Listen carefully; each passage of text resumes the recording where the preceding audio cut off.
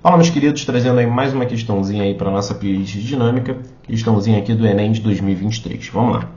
Uma academia decide trocar gradualmente seus aparelhos de musculação. Agora, os frequentadores que utilizam os aparelhos do tipo 1 podem também utilizar os aparelhos do tipo 2, representados na figura. Para elevar as cargas correspondentes às massas M1 e M2, com velocidades constantes, a fim de que o exercício seja realizado com a mesma força F. Então, esse ponto é importante, tá? É a mesma força nas duas situações.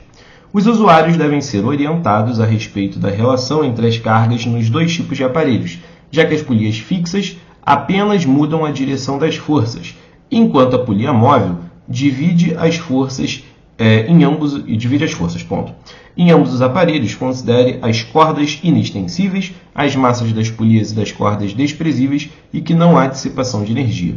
Para essa academia, qual deve ser a razão M2 dividido por M1 informada pelos usuários? Rapaziada, olha só. Aqui a gente vai, primeiro de tudo, identificar quem são as polias fixas e quem são as polias móveis. A polia fixa é a polia que está literalmente presa em alguma parte do aparelho, tá? Então, olha só, tá vendo essa polia que está aqui, ó? Ela está, vou botar aqui de vermelho. Ela está diretamente conectada ali em cima do aparelho. Então, ela está fixa, está presa. A mesma coisa acontece aqui, ó. E a mesma coisa também acontece aqui nessa parte. Essas três polias aqui da primeira situação, todas elas estão presas ao aparelho. Então, está tudo fixo ali nesse primeiro caso. Agora, nessa outra parte que está aqui, ó, a gente tem essa mesma configuração das polias fixas e tem essa polia aqui, ó, tá vendo? Que ela não está literalmente presa em nada, então ela pode oscilar ali na vertical. O que acontece? Eu vou fazer aqui a representação rapidinho das forças para a gente entender o que a polia móvel faz, que é, no caso, essa polia que está aqui representada. Aqui na esquerda, nessa primeira situação, eu tenho o peso para baixo, tenho a tração para cima. E esse fio, cara, ó, ele está vindo aqui, é o mesmo fio. Se é o mesmo fio, toda essa força que está aqui, ela é constante para esse mesmo fio.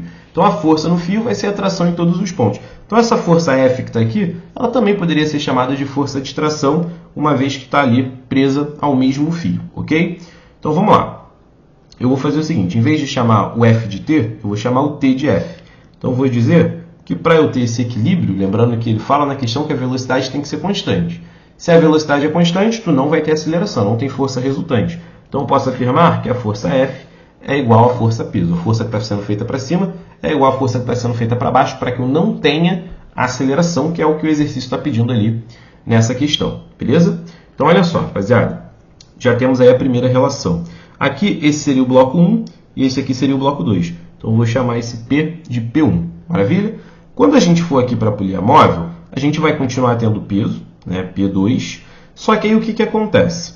Aqui, essa tração está representada literalmente onde eu coloquei ali esse pontinho vermelho. Só que não são dois fios aqui. Então, eu tenho duas trações. Teria T mais T. Então, na hora de fazer a igualdade, eu vou ter duas forças para cima e uma força para baixo. Então, eu poderia dizer que 2T vai ser igual a esse P2. Só que lembrando, ó, tá vendo esse T que está aqui? Ó? Ele também ele vai para o outro lado e ele chega lá onde está batendo a força F. Então, eu posso pegar esse T e substituir por F. Então, era como se fosse F de um lado, F do outro, e aí quando eu somasse daria o quê? 2F. Sendo que esse F, cara, é justamente a força que a pessoa está fazendo. Se eu isolar esse F que está aqui, ó, o 2 vai para o outro lado fazendo o quê? Fazendo a divisão. Então, eu posso dizer que nessa situação o F vai ser o quê? P2 dividido por 2. Maravilha? Só que aparece tanto o F da parte da esquerda, na primeira situação, quanto na parte da direita ali na segunda situação. Como o F antes e depois a questão quer que eles sejam iguais, eu posso então igualar o P1 sendo igual a quem? P2 dividido por 2. O que a questão está pedindo para a gente é M2 dividido por M1. Só que quem é o peso 1? M1 vezes G. Quem é o peso 2? M2 vezes G. Esse G que aparece dos dois lados, olha, eu posso simplificar. E agora a gente vai para arrematar aí a questão. M1 tem que ser igual ao quê?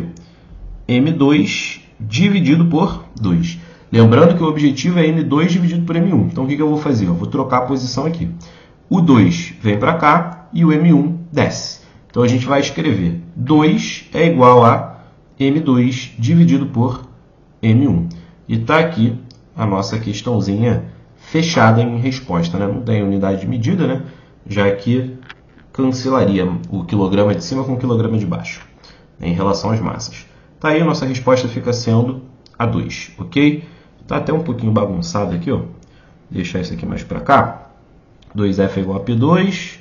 E aí eu passei o 2 para o outro lado ali fazendo a divisão, para poder deixar mais arrumado aqui um pouco. Então fica P2 dividido por 2. E aí eu igualei esse F que está aqui marcado em azul com esse outro que está aqui marcado também. Como é a mesma força nas duas situações, eu pude igualar o P1 ao P2 dividido por 2, que foi o que eu fiz aqui no meio.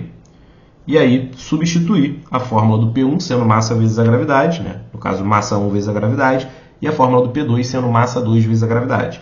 E aí eu cortei a gravidade dos dois lados, e aí só fiz aí a razão que ele queria, né? Que era o M2 dividido pelo M1. Então tá aí, gabarito letra D. Encerramos aí mais uma questãozinha e daremos sequência na nossa lista agora para a segunda, né?